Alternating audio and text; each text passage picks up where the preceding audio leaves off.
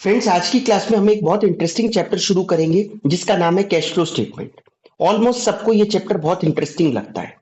वैसे हो सकता है ये चैप्टर आप लोगों ने पहले पढ़ा हो क्लास 12th में या ग्रेजुएशन वगैरह में, बट मैं ये मान के चलूंगा कि आपको कुछ नहीं आता। हम लोग बिल्कुल जीरो से एक एक लॉजिक को डिस्कस करेंगे। तो आइए विदाउट वेस्टिंग टाइम शुरू करते हैं। देखिए, कैश फ्लो स्टेटमेंट होता क्या है। Cash flow statement is a statement, पहले डेफिनेशन पढ़ते हैं। Showing inflow and outflow. ठीक है। किस चीज का? कैश एंड कैश इक्विवेलेंट्स का। Inflow and outflow of cash and cash equivalents out of operating, investing and financing activities. देखिए, कैश फ्लो स्टेटमेंट हम क्यों बनाते हैं? क्योंकि ये कैश एंड कैश इक्विवेलेंट्स का। कैश इक्विवेलेंट क्या होते हैं? अभी के लिए कैश जैसे, ठीक है, जैसे बैंक में पैसा। अभी कैश इक्विवेलेंट की डेफिनेशन आएगी, पूरा डेप्थ में समझेंगे। लेकिन अभी कैश वगैरह के जो बैलेंसेस है, ठीक है, कैश वगैरह हमारे यहाँ कितना आ रहा है और कितना जा रहा है out of operating, investing and financing activities, वो देखने के लिए हम क्या बनाते हैं? Cash flow statement. समझ में आ गई बात? इसकी जरूरत क्या पड़ती है? देखिए, बहुत जरूरत पड़ती है इंटरेस्टेड यूजर्स को। जैसे अगर आप बैंक के पास गए लोन लेने के लिए, आपने बैंक को कहा देखिए मेरा, मैं P and L balance sheet लेके आया हूँ, मुझे टर्म लोन दे दो और आप देखो मेरा कितना ह्यूज प्रॉफिट हुआ है। तो बैंक कहेगा ठीक है, balance sheet and P and L तो देखेंगे ही हम, लेकिन साथ में क्या आपके पास कैश का फ्लो होता है वो भी चेक करेंगे। क्यों चेक करेंगे? क्योंकि देखिए, हो सकता, आपको पता है कि कंपनीज में जो अकाउंटिंग होती है वो अक्रूवल बेसिस पर होती है। हम अकाउंटिंग अक्रूवल बेसिस पर करते हैं। तो चाहे पैसा मिला हो या ना मिला हो, हम, अगर हमने अर्न कर लिया, हम रिकॉर्ड कर देते हैं। जैसे डेटर, जैसे हमने गुड सेल करे क्रेडिट पर, तो डेटर्स रिकॉर्ड कर देते हैं, डेटर डेबिट टू सेल्स, तो सेल तो रिकॉर्ड हो गई।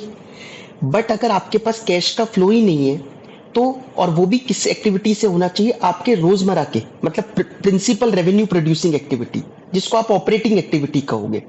ऑपरेटिंग से अगर आपका कैश का फ्लो नहीं है, तो बैंक वाले हिचकिचाएंगे कि आप फिर पैसा लाया कहां से करोगे? अभी तो आप लोन ले लोगे, इन्वेस्ट कर दोगे। आपके पास कैश का इतना फ्लो भी होना चाहिए कि आप अगले साल से जब इंस्टॉलमेंट पे करनी होगी तो वो कर पाओगे। तो फिर कैश अकाउंट ही क्यों नहीं देख लेता बैंक? कैश अकाउंट में भी तो यही सब चीजें आ रही होती है। बिल्कुल आ रही होती है। कैश अकाउंट की तरह ही कह सकते हो कैश फ्लो स्टेटमेंट को, लेकिन एक पूरा उसको अंडरस्टैंडेबल फॉर्म में बनाना। कैश अकाउंट तो केवल क्रोनोलॉजिकल ऑर्डर में सारी एंट्रीज रिकॉर्ड करते हुए चलता है। उसी को ही ढंग से रिप्रेजेंट कर दिया। अलग अलग एक्टिविटी से अलग अलग चीजें, ऑपरेटिंग से कितना आ रहा है, इन्वेस्टिंग से कितना आ रहा है या जा रहा है, और फाइनेंसिंग से कितना आ रहा है जा रहा है, वो हम अलग अलग कर कर दिखा देते हैं कैश फ्लो स्टेटमेंट में। और ये हमारे लिए भी इजी है। केवल बैंक से लोन लेने के लिए कैश फ्लो स्टेटमेंट नहीं बना रहे हम, हमारे भी बहुत काम का है। हम ये देखेंगे कि हमारा जो मेन बिजनेस है उससे कैश फ्लो कितना आता है फर्म में। ठीक है। इन्वेस्टिंग एक्टिविटी से कैश कितना आता है या जाता है पूरे साल भर में, और हम कितना फाइनेंसिंग एक्टिविटी से पैसा अरेंज करते हैं या पैसे को हम रीपे करते हैं। समझ में आ गई बात? तो कैश फ्लो स्टेटमेंट इसलिए बनाया जाता है। कैश फ्लो स्टेटमेंट में सबसे पहले, अब ये डेफिनेशन को ही हम डेप्थ में समझेंगे तो आपको बहुत सारी चीजें समझ में आएगी। जैसे इसमें का इनफ्लो आउटफ्लो किस चीज का? कैश एंड कैश इक्विवेलेंट का। सबसे पहले बात आती है कैश एंड कैश इक्विवेलेंट होते क्या है। देखिए, कैश एंड कैश इक्विवेलेंट की यहां पर मैंने आपको डेफिनेशन दे रखी। कैश क्या होता है? कैश का मतलब हो गया cash in hand plus demand deposits with bank. तो जो कैश इन हैंड है, अब कैश इन हैंड मतलब जो ऑफिस में उनके पास कैश है, ठीक है, एक तो वो कैश हो गया, प्लस बैंक में जो आपने डिपॉजिट्स करवा रखे हैं, लेकिन कौन सी deposit? Demand deposit. Demand deposit मतलब जो आप बिना किसी दिक्कत के उसको, उसके अगेंस्ट आप चेक काट सकते हो।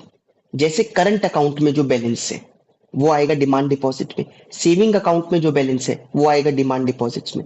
लेकिन एफडी, एफडी डिमांड डिपॉजिट नहीं होती। आप ऐसी नहीं कि जब मर्जी जाओ और उसको एफडी डिमांड कर लो, उसके अगेंस्ट चेक काट दो, नहीं कर सकते। एफडी एक पीरियड के लिए होती है। आपने एक साल की करवाई, 6 महीने की करवाई, तो अभी कैश की डेफिनेशन में तो एफडी नहीं आएगी। अभी कैश इक्विवेलेंट समझेंगे, लेकिन कैश की डेफिनेशन में क्या क्या आया? केवल कैश इन हैंड और डिमांड डिपॉजिट्स विद बैंक। समझ में आ गई बात? सिंपल सी बात है। जो हमारे ऑफिस में पैसा है वो, और जो हम जिसके अगेंस्ट चेक काट सकते हैं, बैंक वाले कुछ नहीं रोक सकते, मैं जब चाहूं जब वो पैसा निकाल सकता हूं, तो वो डिमांड डिपॉजिट्स भी कैश का ही पार्ट हो गए। अब बात करते हैं कैश इक्विवेलेंट की। देखिए, जो जितना भी पैसा है, ऐसा जरूरी नहीं है क्योंकि कि भाई अगर किसी के पास 1-2 करोड़ रुपए कैश पड़ा है तो सारा वो कैश ऑफिस में रखे या सेविंग अकाउंट या करंट अकाउंट में ही रखे, कहीं अच्छी अपॉर्चुनिटी देखकर उसको इन्वेस्ट भी कर सकते हो। तो इसलिए नेक्स्ट टर्म आता है कैश इक्विवेलेंट। देखिए नाम ही क्या रखा गया, इक्विवेलेंट। इक्विवेलेंट मतलब उसके जैसे, उसके इक्वल है। किसके इक्वल है? कैश के इक्वल है। कैश इक्विवेलेंट मतलब क्या हो गया, आपने शॉर्ट पर्पस के लिए पैसे को जस्ट कहीं लगा दिया, एक अपॉर्चुनिटी दिखी कि यार अभी तो 1.5 महीने तक ये पैसे यूज नहीं होंगे क्योंकि हमें 1.5 महीने बाद कोई सामान खरीदना है, तो 1.5 महीने गवर्नमेंट के बॉन्ड्स निकले हुए हैं उसमें पैसा डाल देते हैं, थोड़ा सा इंटरेस्ट ही कमा लेंगे उस पर अच्छा। ये क्या हो गया, कैश इक्विवेलेंट ही है। ठीक है, ये आपकी नॉर्मल इन्वेस्टमेंट्स नहीं है कि आपने 6 महीने के लिए, साल भर के लिए पैसा कहीं पर इन्वेस्ट कर दिया, 2 साल के लिए कोई एफडी करवा ली, वो सब नहीं। Short term highly liquid investments होनी चाहिए, छोटे पर्पस के लिए लिक्विड। अब हाईली लिक्विड का मतलब उसमें क्या क्या चीजें, एक तो अमाउंट ऑफ कैश कितना आने वाला है आपको बदले में वो पता होगा, एग्जैक्ट वैल्यू कि भाई हमने इतने रुपए इन्वेस्ट करें, 1 लाख रुपए इन्वेस्ट करें और आपको 2 महीने बाद 1,05,000 रुपए, 1,10,000 रुपए ये पैसे मिलेंगे। ठीक है, आपको पता है नोन अमाउंट है और कोई रिस्क ना हो, मतलब बिल्कुल इनसिग्निफिकेंट रिस्क हो, तब वो क्या कहलाएगा, कैश इक्विवेलेंट। तो क्या क्या चीज इंपॉर्टेंट हुई कैश इक्विवेलेंट में, एक तो शॉर्ट पर्पस के लिए हो, आपको कैश का अमाउंट पता हो कि कितना एग्जैक्टली अमाउंट आपके पास आएगा और उसमें कोई रिस्क ना हो, तो वो क्या कहलाएगा, कैश इक्विवेलेंट। बिल्कुल कैश जैसे ही है, ये नॉर्मल इन्वेस्टमेंट्स नहीं है कि रिस्क है, जैसे म्यूचुअल फंड में पैसा डाल दिया, इक्विटी शेयर्स आपने से सेकेंडरी मार्केट से मतलब स्टॉक मार्केट से आपने शेयर्स में पैसा इन्वेस्ट कर दिया, तो ये सब इन्वेस्ट, ये थोड़ी ना आएगा कैश इक्विवेलेंट। ठीक है, क्योंकि इसमें आपको एक तो रिस्क भी ले रहे हो आप और आपको एग्जैक्ट अमाउंट नहीं पता कैश कितना आएगा। समझ में आई बात? कैश इक्विवेलेंट की डेफिनेशन पढ़ते हैं, short term highly liquid investments. ठीक है, हाईली लिक्विड है, readily convertible into known amounts of cash.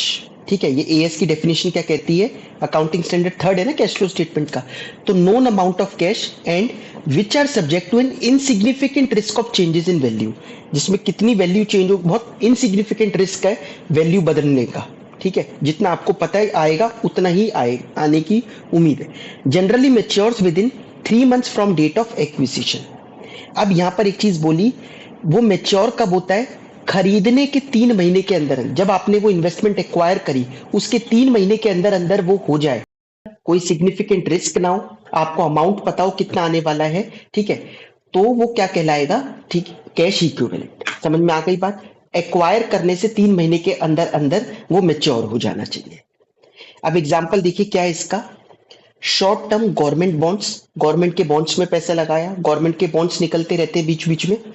Commercial paper, कुछ कंपनीज कमर्शियल पेपर इशू करती हैं, 90 डेज का होता है या उससे कम का, तो वो commercial paper short term loan लेने के लिए कंपनी ने किया, तो जिस कंपनी ने किया हमने उसमें पैसा इन्वेस्ट कर दिया, कमर्शियल पेपर खरीद लिए।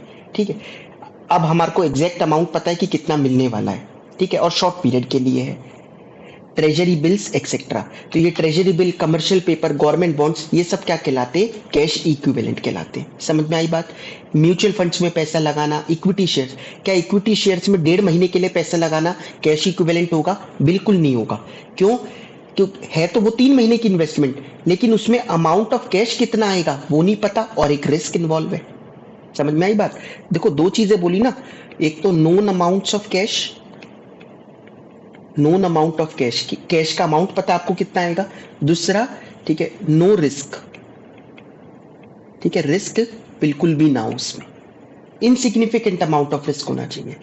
तो ये दोनों चीजें भी होनी चाहिए 3 महीने की इन्वेस्टमेंट में, 3 महीने तक की इन्वेस्टमेंट तो हो, साथ में ये दोनों चीजें भी हो, तब वो कहलाता है कैश इक्विवेलेंट। समझ में आ गई बात आपको? अब मैंने यहाँ पर शॉर्ट में लिख दिया याद करने के लिए जस्ट। ठीक है, डेफिनेशन तो मैंने ऐसा थोड़ी ना ये बोल दिया कि यही कर लो कि कैश इक्विवेलेंट्स बोले तो 3 महीने तक की इन्वेस्टमेंट, मैंने आपको डिटेल में समझा भी दिया, लेकिन याद रखने के लिए 3 महीने तक की इन्वेस्टमेंट क्या है, कैश इक्विवेलेंट। अब यहाँ पर देखिए क्रॉस करके लगा रखा मैंने, investment in shares is not cash and cash equivalent generally. तो शेयर्स वगैरह में इन्वेस्टमेंट जो होती है वो कभी भी कैश इक्विवेलेंट का पार्ट नहीं बनती। एक स्टडी मटेरियल का क्वेश्चन है, उसको डिस्कस करते हैं पहले। From the following information of XYZ limited calculate cash and cash equivalent as on 31 March 2022 as per accounting standard 3rd। Accounting standard third के हिसाब से बताइए कैश इन कैश इक्विवेलेंट का अमाउंट कितना लिखें। पढ़ते हैं, इससे कंसेप्ट आपका और क्लियर होगा कैश इन कैश इक्विवेलेंट का। Balance as per bank statement है ₹25,000 की। बैंक स्टेटमेंट पासबुक में कितना लिखा है? ₹25,000 का cash. Cheques issued but not presented in the bank, आपने चेक काट रखे हैं, चेक काट कर आपने अपने क्रेडिटर को दे दिए और 3 महीने तक का टाइम होता है, क्रेडिटर को अभी टाइम नहीं मिला कि वो बैंक में जाकर मेरे अकाउंट से कटवाए और अपने में ट्रांसफर कर ले, अभी पहुंचा नहीं वो, तो ₹15,000 के ऐसे चेक है जो काट तो रखे हैं लेकिन बैंक में नहीं पहुंचे, तो पैसा तो गया वो। ठीक है, तो हम क्या करेंगे, एक्चुअल कैश तो है नहीं ना वो, तो ₹15,000 क्या कर देंगे, माइनस कर देंगे, क्योंकि ये बैलेंस अब हमारे पास नहीं है, इसमें डिडक्ट हो जाएगा। Short term investments in liquid equity shares of ABC limited, equity shares में पैसा लगा रखा है। इक्विटी शेयर्स में पैसा लगाना कभी भी कैश एंड कैश इक्विवेलेंट का पार्ट नहीं बनता, कितने भी लिक्विड हो।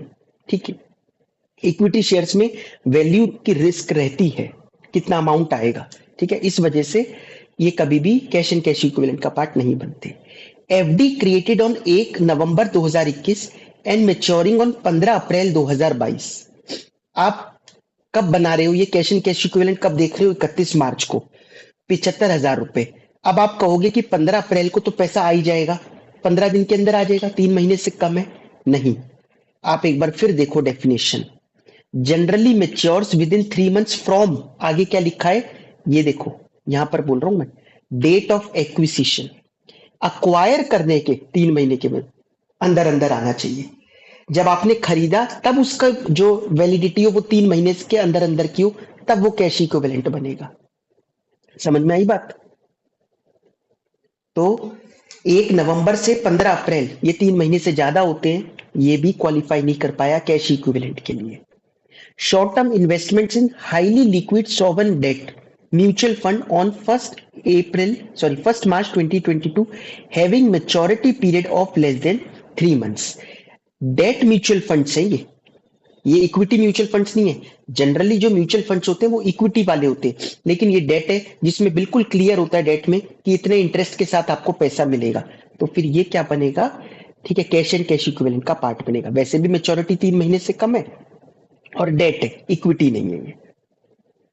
ठीक है, केवल म्यूचुअल फंड देखकर आप कभी भी कैश एंड कैश इक्विवेलेंट का पार्ट मत बनाना, यहाँ पर डेट म्यूचुअल फंड लिखा था इसलिए हम इसको ऐड कर रहे हैं।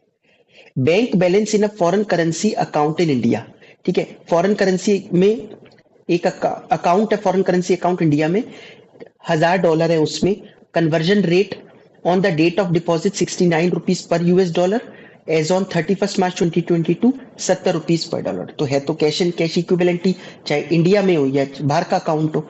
तो 1000 इंटू क्या करते हैं, अच्छा 1,00,000 इसमें ऐड करे हमने ये ऊपर वाले, और 1000 इंटू ये 31 मार्च को उसकी वैल्यू कितनी है 70, तो 70,000, 70,000 और ऐड हो जाएंगे। ठीक है, तो हमने 1,70,000 और 10,000, ₹1,80,000 हो जाएंगे। कितना आ गया अमाउंट, ₹1,80,000। आई होप आप लोगों को ये क्लियर हुआ होगा कैश एंड कैश इक्विवेलेंट क्या होता है। तो कैश मतलब कैश इन हैंड और डिमांड डिपॉजिट्स, कैश इक्विवेलेंट मतलब short term highly liquid investment, या इतना याद नहीं रखना तो कैश इक्विवेलेंट क्या, 3 महीने तक की इन्वेस्टमेंट जिसमें अमाउंट भी फिक्स हो कितना मिलने वाला है और उसमें रिस्क भी ना हो। ठीक है, अब ये कहता है what is flow, next question आता है फ्लो क्या होता है। हमने कहा ना inflow and outflow of cash and cash equivalents, cash and cash equivalent तो समझ लिया, ये फ्लो क्या होता है। देखिए फ्लो दो तरीके के हुए, एक इनफ्लो एक आउटफ्लो, है ना। Inflow of cash and cash equivalent मतलब cash and cash equivalent firm में बढ़ रहे हैं, सिंपल सी बात है, ये तो सबको पता है। इनफ्लो मतलब पैसा आ रहा है, आउटफ्लो मतलब पैसा जा रहा है, बस ये चीज है। तो इनफ्लो मतलब increase in cash and cash equivalent, outflow मतलब decrease in cash and cash equivalents. ठीक है, एग्जांपल क्या हो सकते हैं इनफ्लो के, गुड्स बेचे आपने कैश में, गुड्स बेचे पैसा आएगा। देखिए कई बार क्या, जैसे फिक्स्ड एसेट्स परचेज, तो कई लोग बिल्कुल ऐसे हो जाते हैं, भावना में बह जाते हैं कि फिक्स्ड एसेट तो आई, हम चैप्टर कौन सा पढ़ रहे हैं, कैश फ्लो।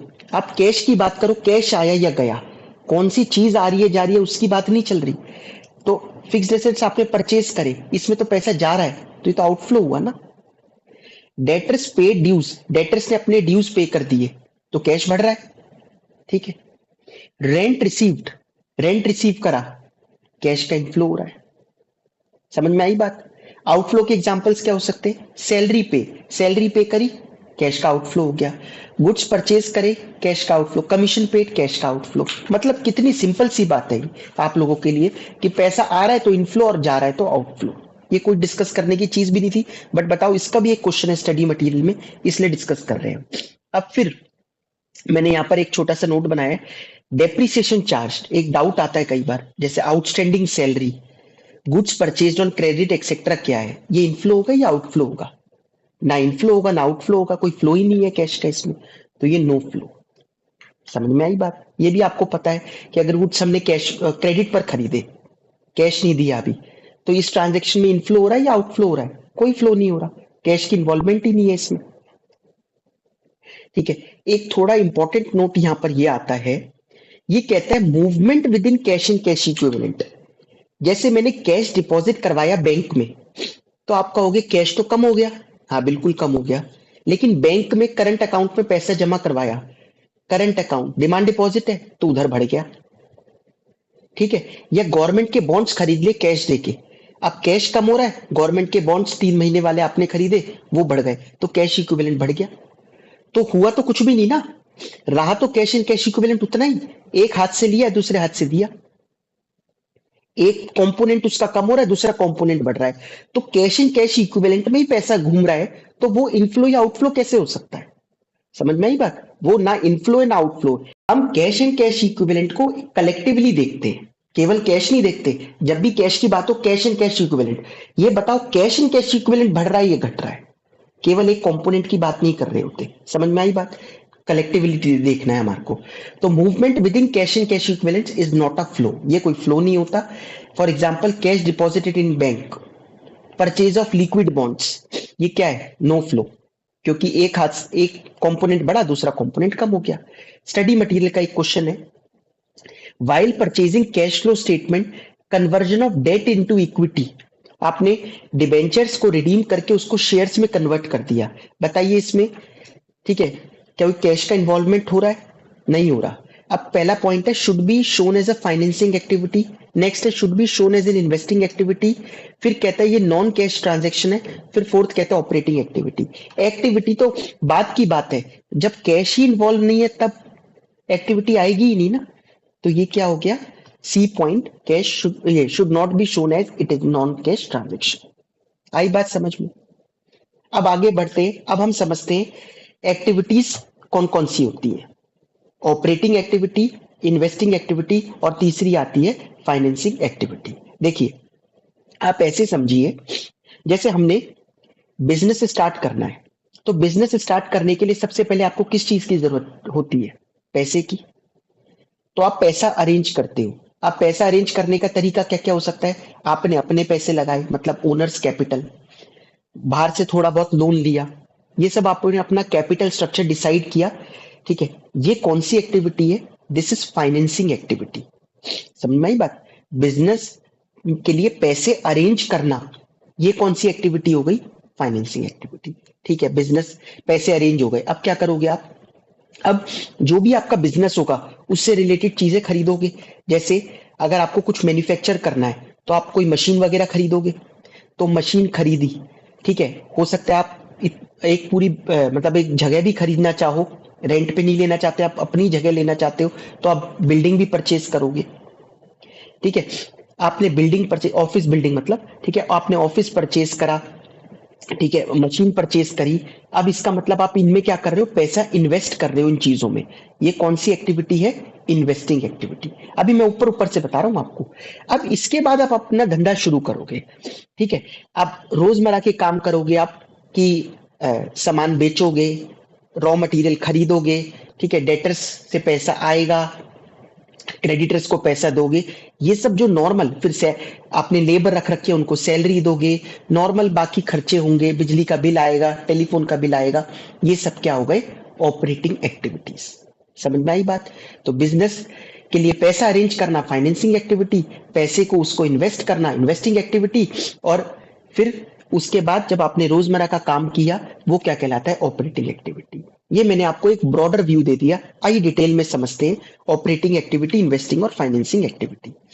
पहले यहाँ पर लिख रखा है ऑपरेटिंग एक्टिविटी को निकालने के दो तरीके, डायरेक्ट मेथड, इनडायरेक्ट मेथड, दोनों डिस्कस करेंगे बाद में। इन्वेस्टिंग का डायरेक्ट ही है और फाइनेंसिंग एक्टिविटी का भी डायरेक्ट मेथड है।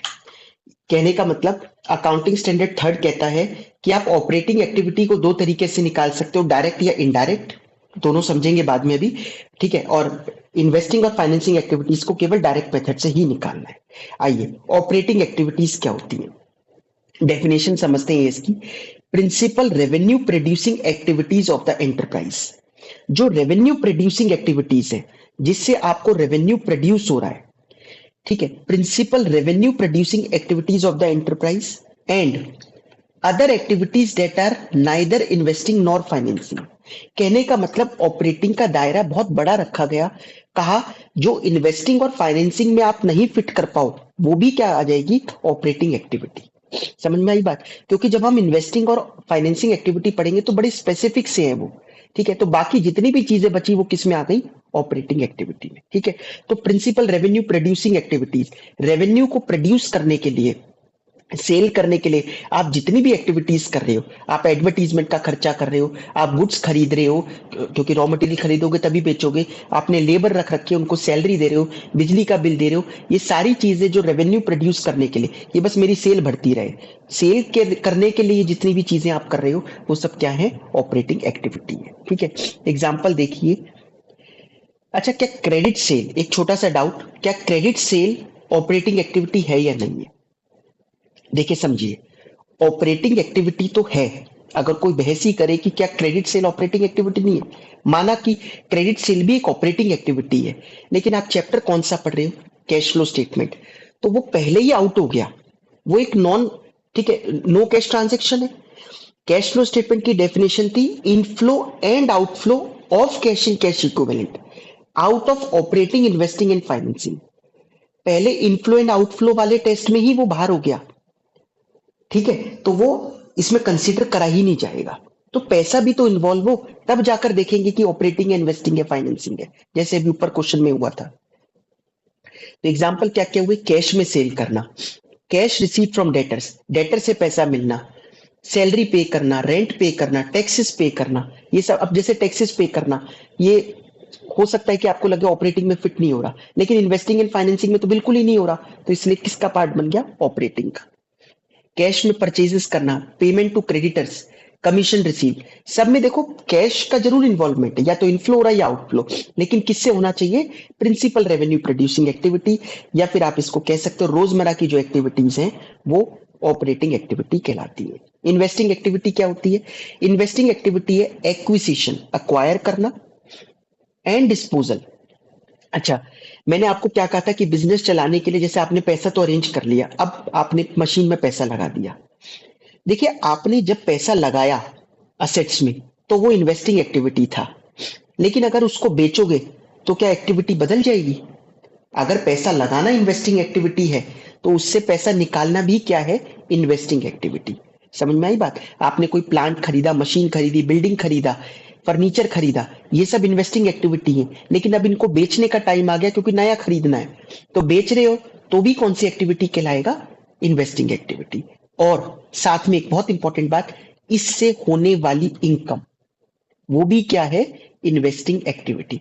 इससे होने वाली इनकम मतलब इससे जो डायरेक्टली रिलेटेड इनकम है, जैसे आपने एक बिल्डिंग खरीदी 2 फ्लोर की, एक फ्लोर पे आप चला रहे हो, दूसरे फ्लोर आपने रेंट पर दे दिया, तो रेंट क्यों रिसीव हो पा रहा है आपको, क्योंकि आपने उस जगह में पैसा इन्वेस्ट कर रखा है। रेंट रिसीव कौन सी एक्टिविटी हो गई, इन्वेस्टिंग एक्टिविटी, ठीक है। आपने बैंक में पैसे इन्वेस्ट कर रखे हैं, एफडी वगैरह करवा रखी है, उस पर इंटरेस्ट रिसीव हो रहा है, इंटरेस्ट रिसीव होना क्या हो गया, इन्वेस्टिंग एक्टिविटी। आपने किसी कंपनी के शेयर्स खरीद रखे हैं, इन्वेस्टमेंट कर रखी है, उससे जो डिविडेंड आ रहा है कौन सी एक्टिविटी हो गई, इन्वेस्टिंग एक्टिविटी, ठीक है। तो इससे होने वाली इनकम भी क्या होगी, इन्वेस्टिंग एक्टिविटी, डायरेक्ट इनकम, ठीक है। तो acquisition and disposal of long term assets and other investments. Other investment मतलब अब कुछ इन्वेस्टमेंट तो कैश इन कैश इक्विवेलेंट ही ले गया, तो वो थोड़ी ना इन्वेस्टिंग एक्टिविटी में आएगी, वो तो कैश इन कैश इक्विवेलेंट में ही आ गई। तो other investments not included in cash equivalent. अगर आपने कैश इक्विवेलेंट में इंक्लूड कर दी तो बात ही खत्म हो गई, फिर वो ना ऑपरेटिंग है, ना इन्वेस्टिंग है, ना फाइनेंसिंग है। ठीक है, लेकिन जो इन्वेस्टमेंट उसमें क्वालिफाई नहीं हो पाई, जैसे 1 साल की एफडी करवा दी आपने, वो सब क्या है, ठीक है, इन्वेस्टिंग एक्टिविटी कहलाएगी। It also include income from these investments. इस इन्वेस्टमेंट से जो इनकम हो रही है वो भी क्या है, इन्वेस्टिंग एक्टिविटी। एग्जाम्पल देखिए, goodwill, patents purchased, intangible asset का खरीदना, loan and advances to third parties. बड़ी इंपॉर्टेंट बात है ये, ठीक है, ये इंपॉर्टेंट है, याद रखना। क्या इंपॉर्टेंट है इसमें, लोन एडवांस थर्ड पार्टीज को देना। जैसे आपने एक सब्सिडरी कंपनी अपनी, उसमें को एडवांस दे दिया, उसको लोन दे रखा है। सब्सिडरी कंपनी की हेल्प करने के लिए जनरली होल्डिंग कंपनियां लोन देती हैं, तो लोन दे रखा है। ये कौन सी एक्टिविटी है, इन्वेस्टिंग एक्टिविटी। आप पे पैसा ज्यादा था, आपने वहां इन्वेस्ट कर दिया, उससे आपको इंटरेस्ट मिलेगा। ये ये सब थर्ड पार्टीज लिखा है मैंने। थर्ड पार्टीज का मतलब क्या हुआ, जो बिल्कुल आउटसाइडर हो गया। लेकिन आप जो अपने नॉर्मल कोर्स ऑफ बिजनेस में एडवांस वगैरह दे रहे हो, कई बार सप्लायर को एडवांस दिया जाता है कि ठीक है, तो ये क्या इन्वेस्टमेंट कर दिया आपने सप्लायर के यहाँ पर, इन्वेस्टमेंट नहीं, ये नॉर्मल कोर्स ऑफ बिजनेस है, तरीका ही ऐसे बिजनेस को चलाने का। ये नहीं है कि मेरे पास पैसा ज्यादा तो मैंने वहां इन्वेस्ट कर दिया सप्लायर के यहाँ पर, क्योंकि इंटरेस्ट कमा लेता हूँ चलो सप्लायर से, नहीं। सप्लायर ने मांगा था कि भाई सामान तभी भिजवाएंगे, बहुत ज्यादा सामान है, 8-9 लाख रुपए का आपने लिखवा दिया, 1-2 लाख रुपए पहले भिजवा दो एडवांस, तो हमने एडवांस भिजवा दिया। कौन सी एक्टिविटी हुई, ये तो ऑपरेटिंग एक्टिविटी है। ठीक है, ऐसी आप कई कंपनीज अपने एचआर पॉलिसी में लिखती है एम्प्लॉयज को, जैसे दिवाली पर एडवांस दे दिया जाता है, फेस्टिवल एडवांस बोलते हैं, ऐसे एडवांसेस वगैरह देती रहती है एम्प्लॉयज को। ये नॉर्मल कोर्स ऑफ बिजनेस में है, ठीक है, एम्प्लॉयज वेलफेयर के लिए है। ये क्या होगा, ऑपरेटिंग एक्टिविटी। समझ में आई बात, इसकी इंटेंशन उनसे पैसा कमाना नहीं है इन्वेस्ट करके। नेक्स्ट है acquisition of shares of other company. ठीक है, दूसरी कंपनी के शेयर्स में पैसा लगा दिया। Purchase of fixed asset, sale of fixed asset, ठीक है, और एक और मतलब ये भी लिख सकते हैं, rent received, interest received, dividend received. ये सब क्या है, इन्वेस्टिंग एक्टिविटी। आई होप आप लोगों को ये क्लियर हुआ होगा। तो मैंने यहाँ पर शॉर्ट में लिख दिया, असेट्स खरीदना, बेचना और उससे होने वाली इनकम। ये सब मैं इसलिए लिखता हूँ यहाँ पर हिंदी में, याद रखने के लिए। ठीक है, इतनी मतलब डेप्थ में तो समझते तो हो ही आप लोग, लेकिन साथ साथ ये हमेशा याद रखने के लिए, इतनी बड़ी डेफिनेशन थोड़ी ना याद रखोगे। नेक्स्ट है फाइनेंसिंग एक्टिविटीज, पैसे को अरेंज करना बिजनेस चलाने के लिए। अब पैसा अरेंज कर लिया तो कभी रीपे भी करना है, तो रीपे करना है तो क्या एक्टिविटी बदल जाएगी, नहीं। लोन लेना अगर फाइनेंसिंग है तो लोन देना भी तो फाइनेंसिंग एक्टिविटी हो गई। लोन देना मतलब वापस करना, लोन जो लिया वो वापस करना कौन सी एक्टिविटी हुई, इन्वेस्टिंग, ये फाइनेंसिंग एक्टिविटी कहलाएगी। अब उससे होने वाली कॉस्ट, उससे होने वाली जो डायरेक्ट कॉस्ट है, क्या हो सकती है कॉस्ट, डिबेंचर इशू करे, लोन लिया तो उस पर क्या पे करना पड़ेगा, इंटरेस्ट। शेयर्स इशू करे, उस पर क्या पे करना पड़ेगा शेयर होल्डर्स को, डिविडेंड। तो इंटरेस्ट पे करना, डिविडेंड पे करना, लोन के प्रोसेसिंग चार्जेस पे करना, और तरह तरह के लोन से रिलेटेड जो चार्जेस होते होंगे, वो सब क्या एक्टिविटी कहलाएंगे, फाइनेंसिंग एक्टिविटी। समझ में आई बात। तो activities that result in change in size and composition of the owners capital and borrowings of the enterprise. ये डेफिनेशन एएस की इसलिए इस तरीके से उसमें थोड़ा सा दे रखा है, लेकिन मैंने आपको बता दिया कैपिटल स्ट्रक्चर में जो भी बदलाव हो रहा है, आप ये पैसे अरेंज कर रहे हो, उसको रीपे कर रहे हो, और it also includes cost of arranging these funds. Cost of arranging these funds मतलब इंटरेस्ट पे करना, डिविडेंड पे करना, ये सब भी क्या कहलाएगी, फाइनेंसिंग एक्टिविटी। जैसे यहां पर मैंने एग्जांपल दे रखे हैं, लोन टेकन, लोन लेना, issue of shares, redemption of debentures, interest paid, dividend paid etcetera. ये सब क्या है, फाइनेंसिंग एक्टिविटीज। शॉर्ट में बोले तो पैसा अरेंज करना, रीपे करना और उससे रिलेटेड कॉस्ट, ये सब क्या होती है, फाइनेंस कॉस्ट। समझ में आएगी, ये सब क्या कहलाती है, फाइनेंसिंग एक्टिविटीज। आइए स्टडी मटेरियल के 1-2 क्वेश्चन देखते हैं। Which of the following would be considered a cash flow item from an investing activity. ये अपने स्टडी मटेरियल में दे रखा है आईसीआई के। Cash outflow to the government for payment of taxes. अब आप एलिमिनेशन मेथड अप्लाई कर करके जो काटना चाहो काट सकते हो। इन्वेस्टिंग एक्टिविटी से कैश फ्लो कौन कौन सा आपको लगता है, cash outflow to the government for payment of taxes, कहने का मतलब टैक्सेस पेड। टैक्सेस पेड तो ऑपरेटिंग एक्टिविटी होती है, टैक्स पे करके कोई इन्वेस्टमेंट हुई ना हो रही है। Cash outflow for purchase bonds issued by other company, हाँ ये इन्वेस्टिंग है, ठीक है ना। दूसरी कंपनी के शेयर्स में, डिबेंचर्स में, बॉन्ड्स में पैसा लगाना इन्वेस्टिंग है। और भी पढ़ लेते हैं समझने के लिए। Cash outflow to shareholders as dividend, dividend क्यों पे करते हैं हम, पहले थोड़ा सा सोचा करो। देखिए कई बार क्या है ना, इंटरेस्ट रिसीव, इंटरेस्ट पेड, अब कंफ्यूजन हो जाती है कि इंटरेस्ट रिसीव क्या था, इंटरेस्ट पेड क्या था, डिविडेंड रिसीव डिविडेंड पेड क्या था। थोड़ा सोचो, डिविडेंड रिसीव क्यों हो रहा है। डिविडेंड इसलिए रिसीव होता है, हमने किसी और कंपनी में पैसा इन्वेस्ट कर रखा है, वहां से डिविडेंड आ रहा है। स्टॉक मार्केट में जैसे आप जैसे शेयर्स वगैरह खरीद लेते हो तो डिविडेंड आता रहता है उन कंपनीज का।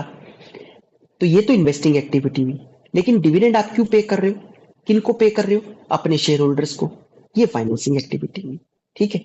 ऐसे इंटरेस्ट रिसीव इंटरेस्ट पेड में, ऐसी रेंट रिसीव रेंट पेड में, बड़ी इंपॉर्टेंट बात। रेंट रिसीव क्यों हो रहा है, क्योंकि आपने बिल्डिंग में पैसा इन्वेस्ट करा और किराए पे चढ़ा दी, तो rent receive is an investing activity. Rent paid, rent क्यों पे कर रहे हो, अपना बिजनेस चलाने के लिए, भाई मेरा धंधा उसी में चल रहा है, तो ये कौन सी एक्टिविटी हुई, रेंट पेड, ऑपरेटिंग एक्टिविटी। समझ में आई बात। तो डिविडेंड पे करना तो financing activity. Cash outflow to make payment to trade payables, trade payables की पेमेंट करना कौन सी एक्टिविटी, ऑपरेटिंग एक्टिविटी।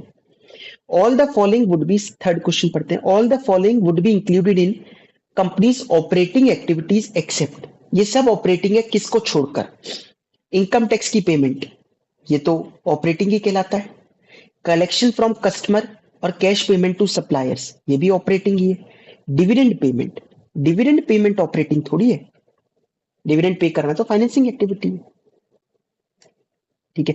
नेक्स्ट है ऑफिस एंड सेलिंग एक्सपेंसेस, ये भी रोजमर्रा के काम है, तो ये भी एक ऑपरेटिंग ही कहलाएगा। फोर्थ क्वेश्चन, हरि उत्तम a stock broking firm received ₹1,50,000, एक स्टॉक ब्रोकिंग फर्म है, उसको 1.5 लाख रुपए मिलते हैं premium for forward contract entered for purchase of equity shares.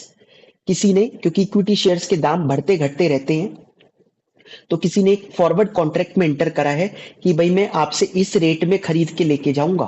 ये फॉरवर्ड कॉन्ट्रैक्ट होते हैं कि रेट पहले से फिक्स हो जाता है, मार्केट में जो मर्जी चल रहा हो, मैं इतने पे, मुझे इतने पे मिलेंगे, तो वो फॉरवर्ड कॉन्ट्रैक्ट हो गया। रिस्क से बचने के लिए कि कहीं दाम बहुत ज्यादा ना बढ़ जाए, उसके लिए इसको प्रीमियम मिला स्टॉक ब्रोकिंग फर्म को 1.5 लाख रुपए। इनका तो काम ही यही सब है, ठीक है, यही सब काम तो है उनका, शेयर्स का मतलब बिकवाना खरीदवाना लोगों से। तो how would you classify this amount, तो ये ऑपरेटिंग एक्टिविटी कहलाएगी।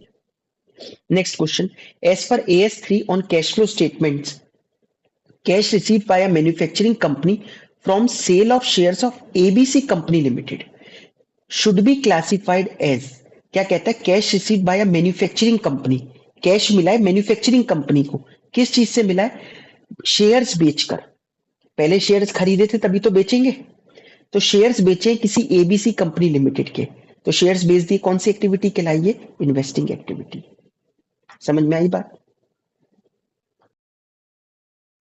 देखिए जैसे अभी हमने डिस्कस करा कि स्टॉक ब्रोकिंग फर्म के लिए ये सब forward contract on for purchase of equity shares, ये सब करना उनके लिए ऑपरेटिंग एक्टिविटी होती है। ऐसे यहाँ पर क्या दे रखा है, जो फाइनेंशियल कंपनियां होती है, फाइनेंशियल एंटरप्राइजेस कौन से हुए, मतलब बैंक वगैरह, ठीक है, NBFC बैंक्स वगैरह जितने भी हैं, ये फाइनेंशियल एंटरप्राइज कहलाएंगे। तो इनके लिए कुछ एक्टिविटीज का फर्क हो जाता है, क्योंकि लोन देना, अब हमने किसी को लोन दिया, एक नॉर्मल कंपनी जब लोन देती है किसी को तो वो इन्वेस्टिंग एक्टिविटी कहलाता है, लेकिन बैंकों का तो काम ही क्या है, लोन देना। तो बैंक का काम जनरली क्या है, देखिए, लोगों के पैसे रखना, मतलब लोन लेना लोगों से, लोन एंड एडवांसेस वगैरह। अब इस पैसे को इन्वेस्ट करना, अगर वो बेचारे इन्वेस्ट नहीं करेंगे इसमें, तो वो खुद बैंक चलेगा कैसे, तो इससे आगे लोन देते हैं लोगों को, जो पैसा लोगों से डिपॉजिट्स के रूप में लिया, इससे आगे लोन दिया। अब जबरदस्ती किसी को पकड़ पकड़ के तो लोन नहीं देंगे। अगर बैंक को 100 करोड़ रुपए लोगों ने डिपॉजिट करवा रखे हैं, तो बैंक का काम है कि इनको कहीं अच्छी जगह इन्वेस्ट करे जिससे कि पैसा आए। अब 100 में से हो सकता है 70 करोड़ करोड़ के तो लोन बांट दिए बैंक ने, उससे इंटरेस्ट आएगा, लेकिन 30 करोड़ रुपए क्या बैंक अपने पास रखे रखे, क्योंकि लोग तो मांगने नहीं आए, तो बैंक इसको कहीं इन्वेस्ट भी करेगा। तो ये इन्वेस्ट करना पैसे को, वो भी कौन सी एक्टिविटी कहलाएगा, ऑपरेटिंग एक्टिविटी। मतलब लोगों से पैसे अरेंज करे, लोगों ने पैसे यहां पर रखवाए अपने, ठीक है, उस पर बैंक क्या पे करता है, इंटरेस्ट पे करता है। तो लोगों के पैसे रखना, उस पर इंटरेस्ट पे करना, कौन सी एक्टिविटी हुई बैंक के लिए, ऑपरेटिंग। नेक्स्ट स्टेप, अब इस पैसे को बैंक ने लोगों को लोन दे दिया और उससे इंटरेस्ट रिसीव हुआ, कौन सी एक्टिविटी हुई, ऑपरेटिंग। जो बचा पैसा उसको बैंक ने इन्वेस्ट कर दिया और उससे, जैसे शेयर्स में इन्वेस्ट करा, म्यूचुअल फंड्स में इन्वेस्ट किया, उससे इंटरेस्ट रिसीव हो रहा है, डिविडेंड रिसीव हो रहा है, कौन सी एक्टिविटी हुई, ऑपरेटिंग एक्टिविटी। ठीक है, तो ये तीनों कौन सी कहलाएगी, ऑपरेटिंग। लेकिन डिविडेंड पे करना, सोचो डिविडेंड बैंक क्यों पे करेगा, डिविडेंड बैंक पे करेगा अगर बैंक ने शेयर्स इशू कर रखे हैं। क्या किसी बैंक के लिए शेयर्स इशू करना भी ऑपरेटिंग एक्टिविटी हो सकती है? क्या बैंक का ये काम है कि लोगों को शेयर्स इशू करता रहे, कि पैसे अरेंज करता रहे? बैंक क्यों पैसे अरेंज करेगा? जो पैसे डिपॉजिट्स आ रहे उसको आगे देना है, जिससे कि उन डिपॉजिट्स वालों को मतलब उनका इंटरेस्ट टाइमली बैंक पे कर पाए। और बैंक को चलाने के लिए थोड़ा बहुत खर्चा होता है, इसलिए ज्यादा इंटरेस्ट लेता है लोन वालों से, जिनको बैंक लोन देता है। ठीक है, क्योंकि बैंक में भी तो एम्प्लॉयज काम कर रहे हैं, उनको भी तो सैलरी वैलरी देनी है। लेकिन जबरदस्ती पैसा अरेंज करे बैंक, शेयर्स इशू करके, और फिर उसको इन्वेस्ट करे, ये कहाँ का तुक है, ये बैंक का कहाँ काम है? ठीक है, इसलिए डिविडेंड पे करना तो हर कंपनी के लिए क्या है, ठीक, ये एक फाइनेंसिंग एक्टिविटी है। समझ में आई बात? वही बात बस मैंने यहाँ लिख रखी है। देखिए ये फोटो भी दिखा रखी है, एक्सिस बैंक, एसबीआई, ये सब आपको सारे बैंक दिख रहे हैं ना, ये फाइनेंशियल एंटरप्राइजेस है। और इससे पहले वाले कॉलम में क्या है, नॉन फाइनेंशियल एंटरप्राइज है। तो इसमें पहले बोला लोन एडवांस गिवन और उस पर इंटरेस्ट अर्न करना, लोन देना और उस पर इंटरेस्ट अर्न करना। ठीक है, नॉन फाइनेंशियल के लिए तो इन्वेस्टिंग, लेकिन बैंकों के लिए क्या है, operating. Loan taken and interest paid on them, loan लेना हम लोगों के लिए, नॉर्मल कंपनियों के लिए ये कौन सी एक्टिविटी है, फाइनेंसिंग। लेकिन बैंक का तो ऑपरेटिंग एक्टिविटी। इन्वेस्टमेंट करना और उस पर डिविडेंड अर्न करना हमारे लिए इन्वेस्टिंग है, लेकिन बैंकों के लिए ये ऑपरेटिंग है। ठीक है, शेयर्स इशू करना और उस पर डिविडेंड पे करना फाइनेंसिंग एक्टिविटी, और बैंक के लिए भी क्या है, ये फाइनेंसिंग एक्टिविटी। ठीक है, ये इंपॉर्टेंट है, इसका ध्यान रखना। अब एक छोटा सा ट्रीटमेंट और समझते हैं, ट्रीटमेंट ऑफ टीडीएस। कई बार ये आ जाता है, इसलिए इसकी कंफ्यूजन दूर करने के लिए मैंने यहाँ पर एक एग्जांपल लिया है। टीडीएस का ट्रीटमेंट क्या करेंगे हम कैश फ्लो स्टेटमेंट में। देखिए, टीडीएस दो तरीके के होते हैं। एक टीडीएस वो जो हम काटेंगे लोगों का, और एक टीडीएस वो जो लोग काटेंगे हमारा। ठीक है, टीडीएस हमेशा जनरली क्या होता है, टीडीएस कैसे कटता है, सोर्स से कटता है टीडीएस, तो नाम ही है टैक्स डिडक्टेड एट सोर्स। जो पैसे दे रहा होता है वो टीडीएस काटता है। तो पहले हम जब अपने खर्चे कर रहे हैं, हम पैसे दे रहे हैं ऑन एक्सपेंसेस, तो टीडीएस हम डिडक्ट करेंगे, तो TDS deducted by the firm. हमने टीडीएस डिडक्ट करा, तो ये कहते हैं इग्नोर कर दो, क्योंकि टोटल अमाउंट तो अल्टीमेटली आप पे ही कर रहे हो। क्या मतलब हुआ इस बात का? देखिए एग्जाम्पल लेते हैं, इंटरेस्ट ऑन डिबेंचर्स आपको देना है 50,000 रुपए, उस पर गवर्नमेंट ने कहा टीडीएस काटना है 10% का। ठीक है, जर्नल एंट्री क्या बनी, मैं जर्नल एंट्री से समझाता हूँ, अकाउंट्स के बंदे हम लोग। Interest on debenture account debit 50,000 to debenture holders to TDS payable, उसमें 10% काटा तो 5,000 रुपए, 45,000 रुपए डिबेंचर होल्डर को पेमेंट करनी है। अब नेक्स्ट एंट्री होती है debenture holder debit to bank account. Debenture holder वालों को कितनी पेमेंट करते हैं हम, 45,000 और टीडीएस की पेमेंट करते हैं, टीडीएस पेबल, ये सरकार को जाके पे कर देते हैं अगले महीने की 7 तारीख से पहले पहले। टीडीएस टू बैंक 5,000 रुपए, 5,000 रुपए। अब बताइए आपके पास से कितना पैसा गया, 50,000। तो इंटरेस्ट ऑन डिबेंचर 50,000 रुपए ही था, तो ठीक, तो क्या दिक्कत है? इसलिए कह रहा हूं टीडीएस को इग्नोर कर दो एज टोटल अमाउंट। तो भाई पूरा 50,000 रुपए पे कर दिया, तो खर्चों वाला जो टीडीएस होगा उसका अलग से कोई ट्रीटमेंट करने की जरूरत नहीं है।